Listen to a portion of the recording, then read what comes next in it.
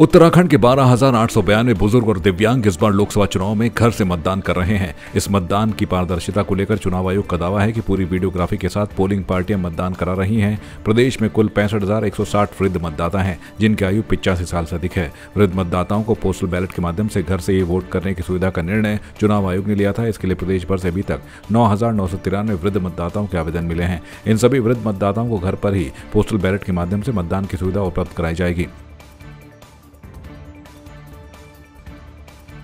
उत्तराखंड में लोकसभा चुनाव का प्रचार जोर पकड़ने लगा है। बीजेपी के स्टार प्रचारक और दिग्गज नेता चुनावी रण में उतरने लगे हैं। इसके चलते गढ़वाल क्षेत्र की 3 लोकसभा सीटों पर चुनाव प्रचार गरमाने के लिए प्रधानमंत्री नरेंद्र मोदी आएंगे। 12 अप्रैल को ऋषिकेश में उनकी चुनावी रैली हो सकती है। इसके अलावा उत्तर प्रदेश के मुख्यमंत्री योगी आदित्यनाथ 11 अप्रैल को श्रीनगर, किच्छा और रुड़की में चुनावी रैली करेंगे। बता दें कि पीएम मोदी ने उधम सिंह नगर जिले के रुद्रपुर में बीते दिनों चुनावी रैली की।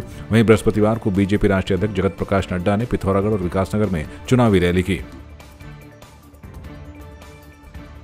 गढ़वाल लोकसभा सीट पर पहाड़ों को रहबासी गढ़वाली गीत राजनीतिक मुद्दा बन गया है। ऐसे में गीत के निर्माता सौरभ मैठाणी ने अपने गीत को राजनीति से हटकर बताया है। मैठाणी ने कहा कि मेरा ये गीत पहाड़ की बोली संस्कृति पर बनाया गया गीत है, जिसे चुनावी माहौल को देखते हुए कई जगह जोड़ा जा रहा है, जिसे लेकर उन्हें कोई आपत्ति नहीं है। मैठाणी ने कहा कि उन्होंने बीजेपी प्रत्याशी अनिल बलूनी के लिए वोट की अपील की, जिसके लिए वो 20 कलाकारों की टीम के साथ आजीविका स्वरूप 1500 रुपये लेकर प्रचार प्रसार कर रहे हैं।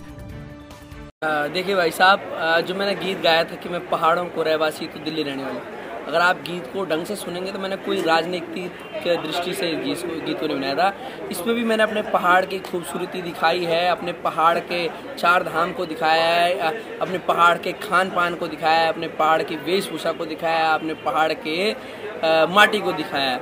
और वो गीत राजनीतिक उसमें भी यूज़ हुआ, मुझे उससे कोई आपत्ति भी नहीं है। और अभी आदरणीय बलूनी जी का लिए मैंने एक गाना गवाया है, जो कि हमारे विवेक नौटियाल भाई ने गाया है इस गीत को। और आज मैं कार्यक्रम में भी आया हूँ आदरणीय बलूनी जी का। देखिए, मैं कलाकार हूँ और मेरी आजीविका मात्र गीत गाकर और स्टेज प्रोग्राम कर कर मेरा घर चलाना है। और एक गरीब कलाकार से आप उससे पूछिए कि कितनी मेहनत करके वो अपना गीत गाकर का अपना घर चलाता है, अपनी आजीविका चलाता है। तो मैं एज अ आर्टिस्ट सपोर्ट करता हूँ, वो कोई राजनीतिक दल हो या मेरा किसी से लेना देना नहीं। हाँ, जिसकी विचारधारा मुझे अच्छी लगेगी, जो मेहनत कर रहा होगा, जो पहाड़ को प्रेम कर रहा होगा, वो कोई भी राजनीतिक दल का आदमी हो, मैं उसके साथ रहूँगा। पिथौरागढ़ जिले के मुंसियारी बलाती फार्म से भारतीय सेना को शिफ्ट नहीं किए जाने से सीमांत के पंचायत प्रतिनिधि नाराज हैं। नतीजतन उन्होंने लोकसभा चुनाव के बहिष्कार की घोषणा के बाद रणनीति को कारगर बनाने के अपने अभियान का खुलासा किया।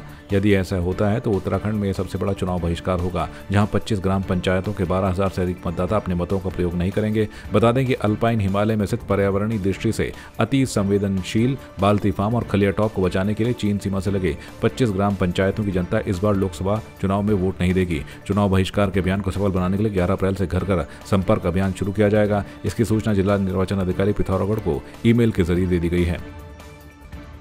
पिथौरागढ़ जनपद का जो मुंसियारी विकासखंड है, उसका मुख्यालय का जो क्षेत्र है, उसका जो मुकुट है वो खलिया टॉप और बलाती फार्म है। बलाती फार्म में 1991 से लगातार भारतीय सेना का विस्तार हो रहा है।